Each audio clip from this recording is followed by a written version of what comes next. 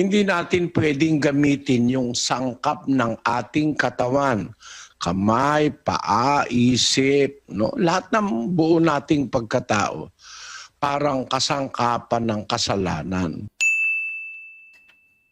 Magandang araw po sa inyong lahat. Sir JR po ng Usap-Usap University. Kung kayo man ay OFW, hindi ko alam kung anong oras po sa inyo. Maraming salamat po sa panonood. At syempre sa atin pong mga viewers po mula po sa Pilipinas, maraming salamat din po. Kung ikaw ay baguhan, welcome. Tuloy po kayo sa Bisaya. Dayon mo. So ibig sabihin po noon, tuloy po kayo sa atin pong channel, ang atin pong ginagawa. Tayo po ay nagbibigay ng mga reaksyon, ng mga breakdown, analysis sa iba't ibang mga videos, lalong-lalo na po sa religious discussions, religious debate. At sa ating episode ngayon, very controversial kasi po meron pong nilabas na direktiba ang PNP sa mga magiging membro nila at even sa personnel nila na wag na magpadagdag ng tattoo. Kung ikaw naman ay applicant pa na gusto mong maging member nga ng ating kapulisan, bawal ang merong tattoo, visible na mga tattoo. So yan po ang ating pag-uusapan dahil gusto nating malaman ano po ang masasabi kayo ng Biblia patungkol po sa paglalagay ng ink sa atin pong mga skin. Ano po? So sa konting background po, ako po ay dating university debater mga ka-youthi mula po sa MSU IIT. Ako din po ay nagdebate sa ABS-CBN News Channel at ako ay member ng isang international public speaking organization, ang Toastmasters International. So ano pang inaantay natin mga ka-youthi? Samahan niyo po ako. Let us watch this video for the first time. Let's go!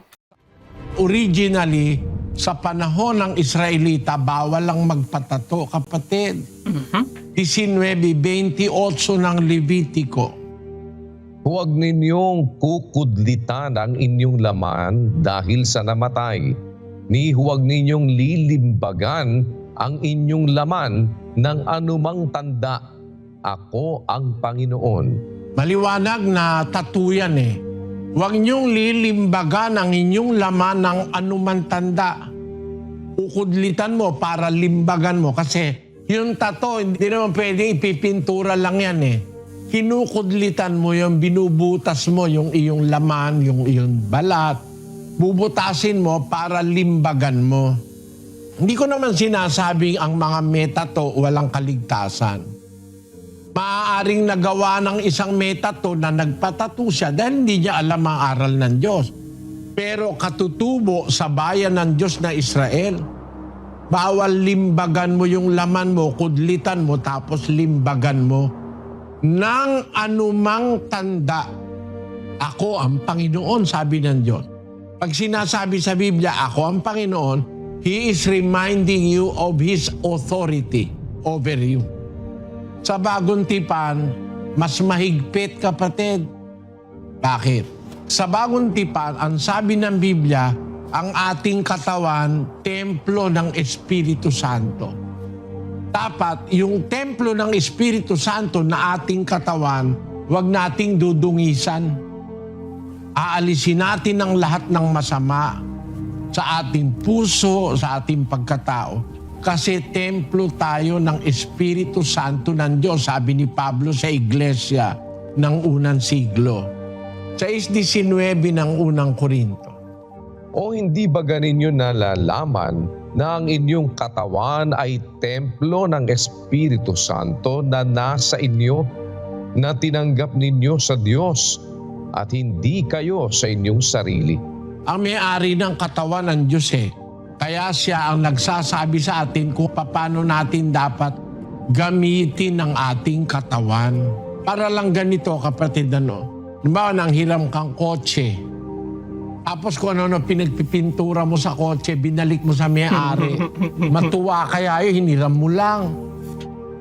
Okay, before we continue mga ka-youthi. So here, I think it's very obvious na hindi dahil nga ang reason for this is it's the temple of the Holy Spirit mga ka-youthi. And it's something that I've also heard from other churches, of course. Gusto ko din yung na-mention na not just na dungisan, na wag dungisan ang templo ng Holy Spirit, but also sabi ni Brother Eli, get rid of other evils din. Ano? So hindi lang kumbaga superficial na kung ano lang yung nakikita mo na dumi o tinta na nilagay mo dahil sa pagtatatu, kundi part nito ang getting rid ng kasamaan sa iyong puso. Kumbaga, ang konsepto ng templo is your body constitution, no? So, kinakailangan mong i-get rid both what is on the outside, yung pagdungis sa panlabas, at ang dungis sa loob ng iyong puso, mga ka-youthi. Ating katawan sa Diyos yan.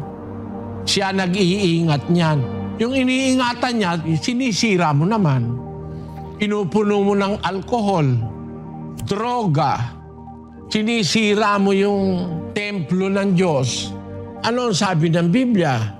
Doon din sa Korinto, ang sabi ni Pablo sa mga kapatid, basahin natin yung 3:17. Kung gibain ng sino man ang templo ng Diyos, siya'y igigiba ng Diyos, sapagkat ang templo ng Diyos ay banal, na ang templong ito ay kayo. Yung kayo, tumutukoy sa mga Kristiyano, pati yung kanilang katawan na templo ng Espiritu Santo.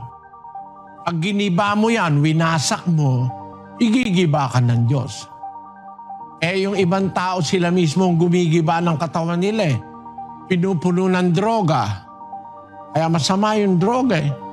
Yung mga bisyo, alak, mga kung ano-anong mga opioids na ikinamamatay na ng tao.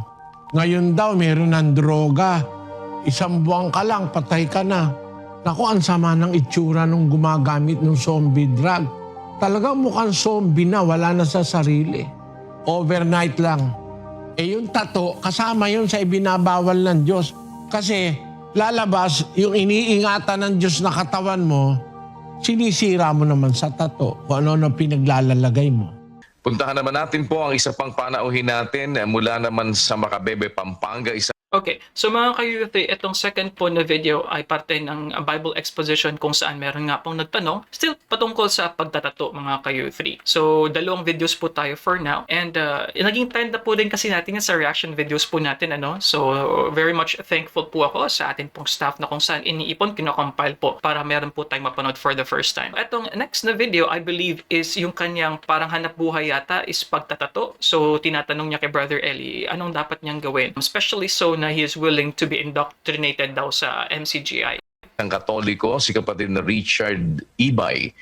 Magandang gabi po sa inyo, kapatid na Richard. Ano po ang inyong katanungan? Tuloy po kayo. Magandang gabi po, Brother Eli, Brother Daniel. Ito po ang aking katanungan. Ako po ay isang Katoliko at ang dalawang kapatid ko po ay kaanib na. Ngayon po ako isang under indoctrination at ako po ay isang tattoo artist. Kung loobin po na matapos ko ito at ako ay maanib, kailangan ko po bang ipagpatuloy ito? Kasi po Brother Eli, ito po yung nagkukuhanan ko po ng panggastos sa araw-araw. At ito na rin po yung tumutos ko sa aking pag-aaral. Yun lang po, salamat po sa Diyos. Alam mo kapatid, basahin ko sa iyo ang 6:13 ng Roma, no?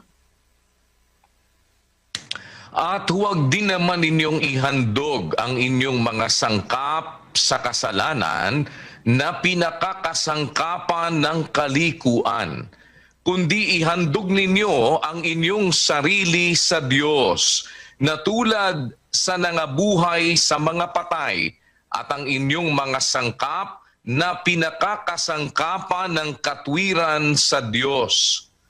Basahin mo yan sa Kapampangan, kapatid na Josel. Ni eyo yayin king kasalanan ding dake ning kekong katawan. Antimong kasangkapan aning kayalang katuliran. Yain yu ing sarili yu king Dios. Antimong sinubling mebye, libutad ding mete. At ding dake ning katawan nyo, antimong kasangkapan aning katuliran, dikil king Dios. Yon. Bawal ng Diyos kasi, iyain mo yung dake ng kekang katawan o ihandog mo yung bahagi ng katawan mo, kagaya halimbawa ng pag-iisip mo, magiging strategist ka para manghack ng bank account sa internet, upahan ka ng Communist China para magnakaw ng mga intellectual property sa Amerika. Huwag kang papagamit doon, kawalang hiyaan yun eh. O halimbawa, yung iyong sariling kamay, gagawin kang taga-pull ng trigger. Parang ikaw gagamitin gamitin ka para pumatay ng kapwa. Bawal yon. Lahat ng labag sa utos ng Diyos, Hindi natin pwedeng gamitin yung sangkap ng ating katawan. Kamay, paa, isip, no? Lahat ng buo nating pagkatao parang kasangkapan ng kasalanan. Kundi ang sabi ng salita ng Diyos, ihandog ninyo ang inyong sarili sa Diyos. Gaya ng nabuhay sa mga patay at ang inyong mga sangkap, yung parte ng katawan natin, pinakakasangkapan ng katwiran sa Diyos. So yun ang pwede nating magawang hanap buhay. Yung hindi tayo gagawa na tayo pa ang magpupus ng droga, magiging puser ka. Kahit hindi ka gumagamit ng droga, masama yung puser ka o kaya distributor ka. Okay. So mga ka-youth, I think that's very easy to understand yung pagiging enabler ng krimen, pagiging enabler ng mga masamang elemento ng ating lipunan. So of course, the answer here sa kanyang tanong patungkol sa pagiging tattoo artist, he should discontinue it. So maliwanag po ang pagpapaliwanag ni Brother Eli dito. And in fact, with other sects as well, I've also heard this na hindi nga okay sa kanila yung magpatato ng mga members ng mga kapatiran. And for others na alam ko, yung mga owners ng sari-sari store, hindi sila nagbebenta ng mga alak, no, ng sigarilyo, something like that. Kasi enabling yan no? Parang ini-encourage mo pa yung iba na, oo nga, hindi ka user, pero ini-encourage mo yung iba na magkaroon ng bisyo. Ngayon, yung pagtatato, bawal ng Diyos kasi yan eh. Pag ikaw pa ang kasangkapan, lalabas. Alam mo kapatid na Richard, marami akong kilalang employer, baka makakahanap ka ng ibang trabaho mas maganda. Kesa ikaw maging halimbawa, Kristo ka ng sabong, o kaya ang hanap buhay mo distributor ka ng droga, huwag kayong gagawa ng ganun. Pag ikasasama ng kapwa, huwag na nating hangaring gawing hanap buhay. Maraming marangal na hanap buhay. Mga apostol man naghanap buhay din Kaya lang yung iba, kaya ayaw maghanap buhay, ayaw mapagod. Pero tinan mo si Apostol Pablo, no? Siya, nagmimilagro siya, nakakabuhay siya ng patay. Pero pagka kailangan niya ang anumang pangangailangan ng pansarili, naghahanap buhay siya. 20:33 ng gawa. Pakinggan mo kapatid. Hindi ko inimbot ang pilak ninuman o ang ginto o ang pananamit.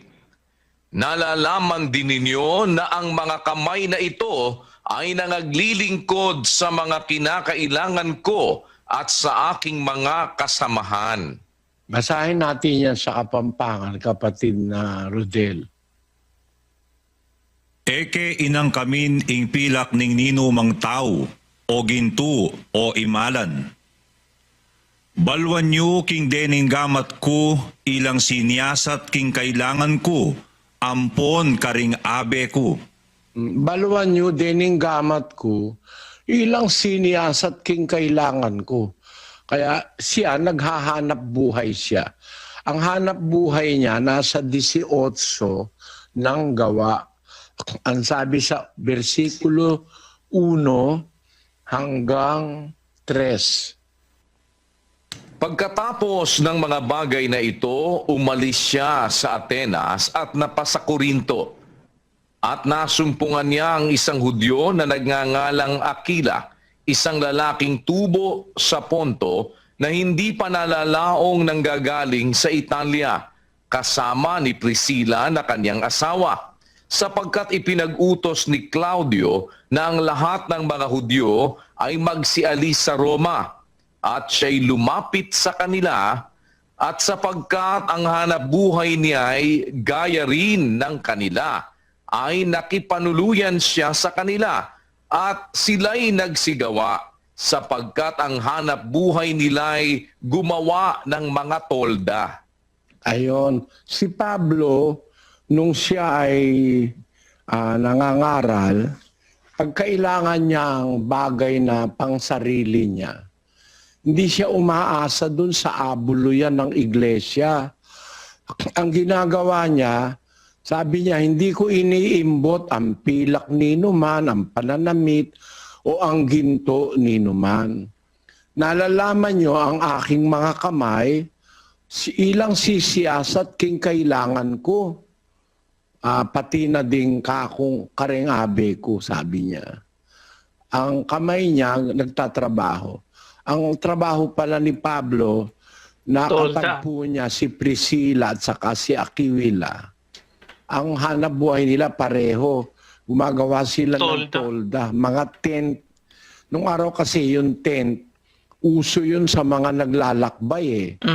Yung halimbawa, naglalakbay ang isang pamilya, pag inabot ng gabi sa isang lugar, yung tent na lang ang kanilang tutulugan. Yeah. Ganon ang hanap buhay ni Pablo. Gumagawa sila ng tolda. Hindi naman kagaya niya, pinapakita mo, plastic yan eh. Wala pang plastic sa panahon ni Pablo. Ikaw, magpapakita ka rin lang ng ebidensya, yung authentic. Ang tolda noon, gawa sa tela o kaya gawa sa balat ng hayop. Okay, before that mga ka-youth, no? But yeah, that was quite funny kasi medyo sinaway ni Brother Eli. Kasi yung pinapakita na imahe dun sa sample nga, is plastic daw. But anyway, what is commendable though mga ka-youth is yung bilis ng mga membro, ng mga staff ni Brother Eli sa paglagay ng mga sitas na in Filipino, in Kapampangan. Yun pa nga, pati halimbawa ng tent, ang bilis din daw po, So I really appreciate yung quick action ng staff dito ng IT, ng MCGI. Yun ang mga tolda noon at ang kanyang mga support ay mga kahoy, no? Yun ang support ng mga tolda noon. Yun ang trabaho ni Pablo. So mahirap mang gawin pero it's an honest at hindi labag sa kalooban ng Diyos. Ako ganun din ang aking mga negosyo eh. Hindi ako nagtitinda ng alak. Doon sa Pilipinas, may mga negosyo ako. Meron kaming, tawag dito? Yung mineral water, no? Meron kaming hydrogen water, no? Meron akong restaurant sa Pilipinas. Meron akong junk shop nung araw. Meron akong yung cosmetics na meron ako nung alcohol, meron kaming hydrogen peroxide, gagawa rin ako ng itlog na maalat. Yung gawa ko ng itlog na maalat, taga riyan sa Makababy eh. Siya nagtitinda nung itlog na maalat na ginagawa namin. Isang buwan yun eh. Magtitimpla kami nung putik, lalagyan ng asin, siguro mga 3 weeks, sambuan, nagmamantika na yung itlog na maalat noon. Yun. Sa pamamagitan noon, awa ng Diyos, nakaraos kami. Nakapagpundar ako ng mga lupa na ngayon ginagamit na ng iglesia sa matagal na panahon. Yun kapatid, kung halimbawa wala kang ibang makitang hanap buhay, mari naman kitang matulungan, lalo na kapatid na pala yung mga kapatid mo. Marami tayong kapatid na mga entrepreneurs. Pwede ka sigurong mai-apply sa kanila. That's nice. That's nice. Although, of course, kung isipin mo, sino pa ba ang dapat na magtulungan? Siyempre, yung mga kapatiran lang din, mga ka-youth, Pero what I really appreciate about this, especially with Brother Eli, it's very obvious na, kumbaga, pinapakita niya talaga na hindi katulad ng ibang mga pastor, hindi katulad ng ibang mga preacher na kung saan na yung mayaman sila personally and they do yung pagpapastor, quote-unquote, full-time at wala ng ibang source of income. Kay Brother Eli, iba. So, pinapakita niya na may mga businesses ako at ito ay para sa aking mga sariling consumption, mansion at yung iba pa mga property ay binibigay ko, ano, at nakikinabang yung iglesia. Baliktad, imbis na siya ang makinabang sa abuloy ng iglesia. But of course, this will always be a common issue kasi pag church leader po talaga mga ka-youth, ang pinaka-common po talaga na point of attack ng mga kritisismo, ganyan. Kung hindi ka bibigyan ng kaso, sexual abuse or sexual issue, ang isa sa mga major dyan is yung church money. Saan napupunta yung contributions ng mga miyembro, mga ka-youth 3. So, maliwanag yan. At nabigyan na rin natin ng reaction yan mga ka-youth 3 sa History of MCGI video reaction po natin. Sa serbisyong kapatiran, ano, kapatid na Daniel? Opo, kapatid na Eli, meron po tayo dong mga classified ads na ang mga employer po ay mga kapatid at nagbibigay daan po na matanggap sa trabaho yung atin din po mga kapatid na naghahanap naman ng hanap buhay, kapatid na Eli. Tinutulungan din po natin sila na makakita po ng papasukan po nila depende sa kung ano po yung kanilang mga kakayahan o skills po nila, kapatid na Eli. O baka pwede kang graphic artist. Imbis na sa katawan ng tao mo inilalagay yung mga kung ano-anong drawing, ilagay mo sa papel. At gamitin natin yung mga ano mo na, kasi kailangan din natin ng graphic artist eh. Yun ang masasabi ko sa iyo, kapatid na Richard. Sana naunawaan mo. Salamat po sa Diyos. Huwag kang mag-alala kasi sabi ng Biblia, hanapin mo muna ang kaharian ng Diyos. Sabi sa Kapampangan ng liwa-liwanag. Seek ye first. Basahin mo nga.